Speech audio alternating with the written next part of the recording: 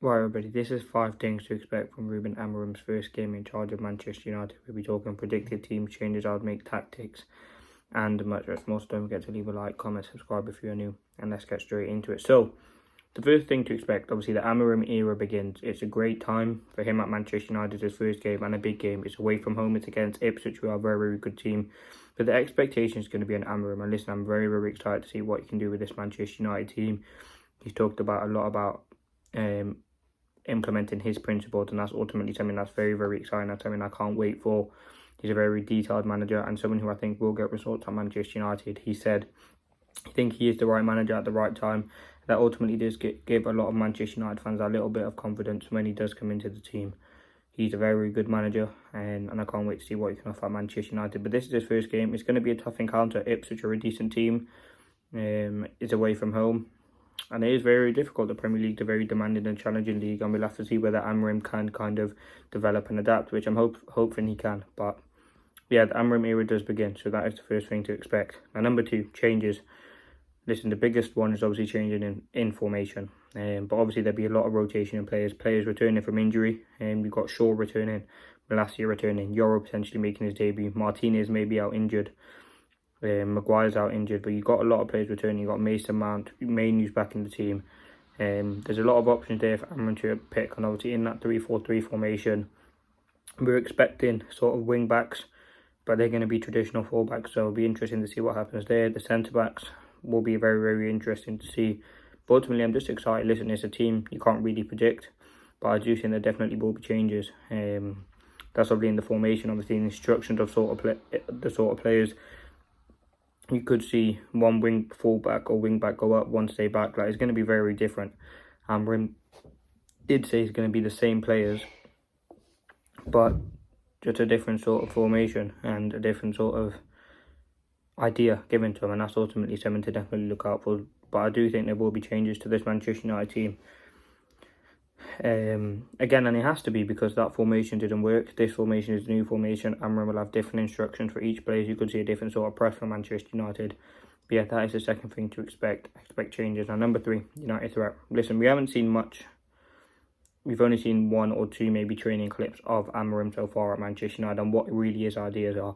But it's high pressing, passing lanes, keeping the ball simple, not losing the ball, running back as a team, focusing on those little things that United have been doing wrong. And that's ultimately something that you need to bring in as a new manager, to get in the simple things that we've been doing wrong and putting them right.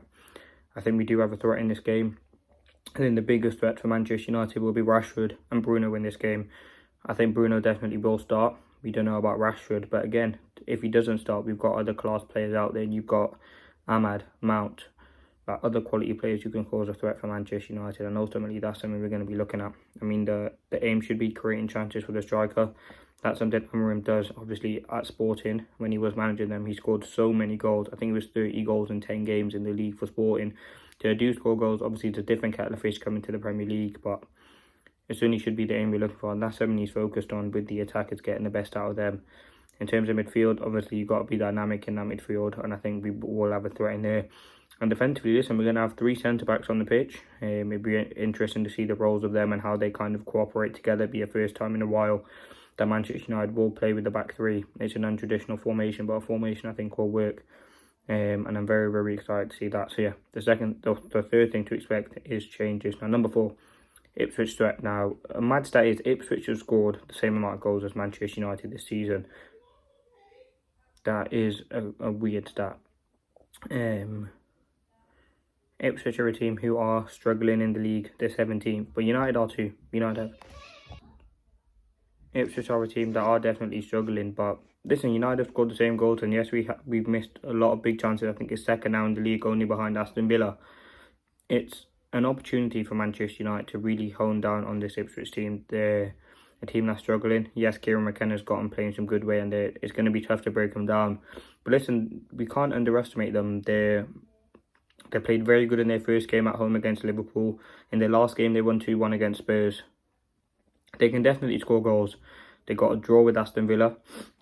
So we have got to be very, very careful with what they can offer, because they can punish this Manchester United team if we are not careful. So let's see what happens with that. But the Ipswich threat is definitely there. Be careful with what they can offer.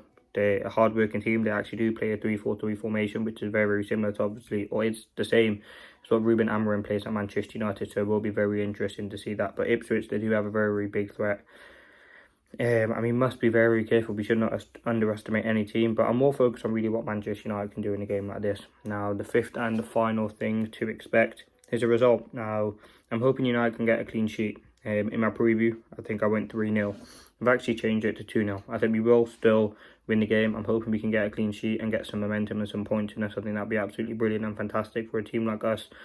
But again, we must be very careful and do not underestimate Ipswich because they are a very good team. They've got some very good players, a decent manager in Kieran McKenna, who obviously we know from working at Manchester United. We must be very, very careful. And listen, I'm very excited for the game, man. It's Amorim's first game in charge for Manchester United. It's exciting. It's a new era. It's another opportunity for these sorts of players. It's a predicted team. It's a new team. These players obviously will want to work under Amorim. So let's see what happens. But listen, this has been the 5 things to expect. Sorry, it's a bit of a muffled one. There is a lot to kind of cover, but in terms of the team, we don't really know what the team is going to be. We can't predict it.